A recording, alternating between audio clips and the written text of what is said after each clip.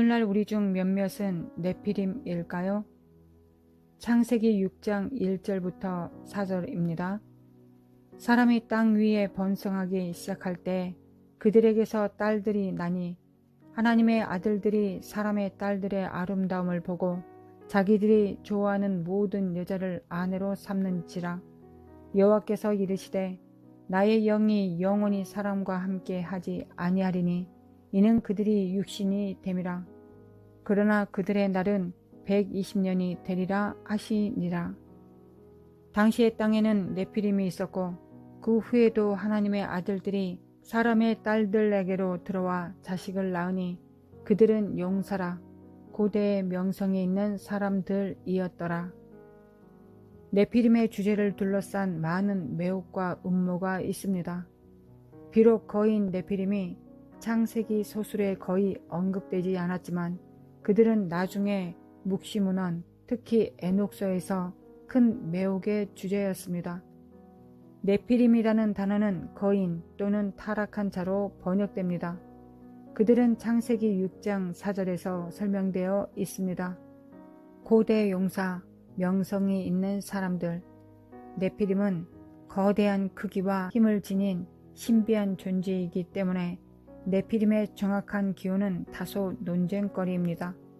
그러나 대부분의 성서학자들에 의해 널리 받아들여지고 있는 하나의 주요한 사상학파가 있습니다.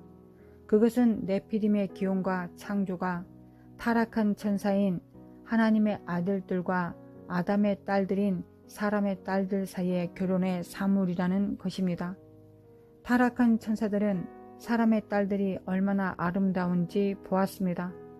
그 당시 그들은 사람의 딸들과 통혼해서 네피림이라고 불리는 사람과 천사의 혼종 피조물이 생겨났습니다.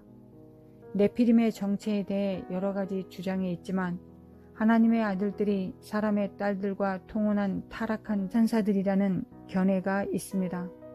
어떤 사람들은 영적 존재가 인간과 성적 관계를 갖는 것은 불가능하다고 주장했습니다. 네피림에 대한 덜 영적인 전해는 하나님의 아들들이 아담의 셋째 아들인 셋의 후손들이라고 말합니다. 이 견해에 따르면 이 경우 사람의 딸들은 경건하지 않은 가인의 딸들이라고 여겨지지만 네피림의 크기와 천성이 매우 비정상적이었다는 사실을 고려한다면 그들이 순전히 인간과 인간의 후손이었다는 것이 믿기 어렵습니다. 네피림은 의심할 여지 없이 천성적으로 초자연적입니다. 이러한 이유로 저와 다른 성서학자들은 그들이 천사와 인간의 통혼의 사물이라는 관점을 취합니다. 창세기 4장 25절부터 26절에서 말합니다. 아담이 다시 자기 아내와 동침하매 그가 아들을 낳아 그의 이름을 셋이라 하였으니 이는 하나님이 내게 가인이 죽인 아벨 대신에 다른 씨를 주셨다 함이며 셋도 아들을 낳고 그의 이름을 에노스라 하였으며 그때 사람들이 비로소 여호와의 이름을 불렀더라. 어떤 사람들은 셋이 태어난 후 사람들이 하나님께로 돌아가기 시작했기 때문에 사탄이 인간의 타락 후에 온 인류를 타락시킬 수 있는 수단을 고안했다고 주장합니다. 사탄은 온 인류가 회복할 수 없는 폐허가 되기를 바랬고 타락한 천사와 사람의 딸들이 통혼함으로써 이를 이루려고 했습니다. 그러나 이것은 오늘 우리의 주제가 아닙니다. 우리의 주제는 우리 중 일부가 네피림인가 하는 것입니다. 가장 일반적으로 묻는 질문 중 하나는 오늘날 세상에 네피림의 후손이 있는가 하는 것입니다. 이 질문의 근거는 창세기 6장 4절에서 찾아볼 수 있습니다. 네피림이 홍수 이전에도 그 후에도 존재했습니다. 그 질문은 그들이 어떻게 홍수에서 살아남았는가 하는 것입니다. 성경은 노아의 가족이 홍수의 유일한 생존자였음을 분명히 밝힙니다. 그러나 우리는 홍수가 발생한 후 몇 년 후에 네피림이 나타남을 봅니다. 만약 그들이 홍수에 모두 죽었다면 홍수 후에 네피림이 어떻게 나타날까요? 창세기 6장 4절에서 네피림이 홍수 전과 후에 살았다고 우리에게 말합니다. 그들은 민수기 13장 32절과 33절에도 언급되어 있습니다. 이스라엘 자손 앞에서 그 정탐한 땅을 악평하여 이르되 우리가 두루다니며 정탐한 땅은 그 거주민을 삼키는 땅이요 거기서 본 모든 백성은 신장이 장대한 자들이며 거기서 네피림 후손인 아낙 자손의 거인들을 보았나니 우리는 스스로 보기에도 메뚜기 같으니 그들이 보기에도 그와 같았을 것이니라. 네피림이 홍수 후에 다시 나타나는 이유에 대해 두 가지 학파가 있습니다. 첫 번째 학파는 민수기에 나오는 이 네피림이 홍수 후에 이 땅에 와서 창세기 6장의 천사들과 같은 죄를 지은 또 다른 무리의 천사들이라는 것입니다. 그러나 이것은 이론일 뿐입니다. 실제로 같은 죄를 지은 두 번째 무리의 천사가 있었다는 기록은 성경에 없습니다.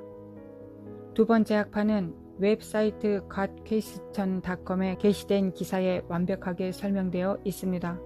이 주제에 관한 기사에는 네피림이 단순히 인형구 거대한 전사에 대한 반기술적 용어가 되었을 가능성이 매우 높습니다.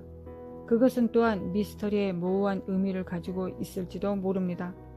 그것은 몬스터 트럭이나 몬스터 캔디바에서와 같이 크기를 나타내는 데 사용할 수 있는 현대 용어 몬스터와 유사할 수도 있습니다. 그것은 또한 몬스터, 괴물로 묘사될 때 어두운 의미를 가질 수도 있습니다. 그것은 사악한 캐릭터를 나타낼 수 있습니다. 마지막으로 몬스터는 일종의 초자연적 생물이거나 뱀파이어, 늑대 인간과 같은 혼종이거나 인조인간일 수도 있습니다. 우리가 네피림이라는 단어에 대해 아는 것이 제한적이지만 현대 용어로 사용하기에는 불확실한 DNA의 거대한 신비한 전사였던 것으로 보입니다. 네피림이 홍수 이후에도 언급되었기 때문에 그들이 오늘날에도 여전히 존재할 수 있을까요? 저는 그 질문에 대한 답이 민수기에 다시 나타나는 네피림의 기원에 관해 어떤 학파를 규정하느냐에 달려있다고 믿습니다. 개인적으로 오늘날 살고 있는 사람이 네피림의 후손일 가능성은 매우 낮다고 생각합니다. 이것에 대한 이유는 우리 시대에 네피림이 살고 있다는 증거가 없다는 것입니다. 만약 네피림의 후손이 오늘날 정말로 이 땅에 살아있다면 많은 질문이 던져질 것입니다. 예를 들어 네피림을 인간과 천사의 혼종 피조물로 본다면 그들의 후손이 구원받을 수 있을까요? 성경의 페이지 안에 죄 있는 천사들이 구원받는 것에 대한 가르침은 없습니다. 성경은 천사들에게 구원자가 있다거나 심지어 영혼이 있다고 말하지 않습니다. 예수님은 분명히 그들의 구원자가 아닙니다. 히브리서 저자는 이것을 히브리서 2장 14절부터 17절에 자세히 설명합니다. 자녀들은 혈과 육에 속하였음에 그도 또한 같은 모양으로 혈과 육을 함께 지니심은 죽음을 통하여 죽음의 세력을 잡은 자 곧 마귀를 멸하시며 또 죽기를 무서워함으로 한평생 매여 종노릇하는 모든 자들을 놓아주려 하심이니 이는 확실히 천사들을 붙들어 주려 하심이 아니요 오직 아브라함의 자손을 붙들어 주려 하심이라. 그러므로 그가 범사의 형제들과 같이 되심이 마땅하도다. 이는 하나님의 일에 자비하고 신실한 대제사장이 되어 백성의 죄를 속량하려 하심이라. 저는 개인적으로 네피림의 후손이 이 땅에 남아있지 않다고 믿습니다. 신명기 2장 20절부터 21절에서 모세는 하나님께서 암몬 족속 앞에서 네피림을 멸하신 일에 대하여 말하고 있습니다. 이것도 르바임의 땅이라 하였나니 전에 르바임이 거기 거주하였으며 암몬 족속은 그들을 삼술밈이라 일컬었으며 그 백성은 아낙 족속과 같이 강하고 많고 키가 컸으나 여호와께서 암몬 족속 앞에서 그들을 멸하셨으므로 암몬 족속이 대신하여 그 땅에 거주하였으니 아마도 우리 시대에 더 이상 네피림이 없는 이유는 타락한 천사들이 하나님의 심판을 받았기 때문일 것입니다. 유다서 1장 6절은 말합니다. 또 자기 주의를 지키지 아니하고 자기 초소를 떠난 천사들을 큰 날의 심판까지 영원한 결박으로 흑암에 가두셨으며, 성경은 타락한 천사들이 그들의 첫 주의를 지키지 않았고 자기 창조된 고날권을 벗어났기 때문에 하나님께서 심판날까지 그들을 흑암의 쇠사슬로 묶으셨다고 말합니다.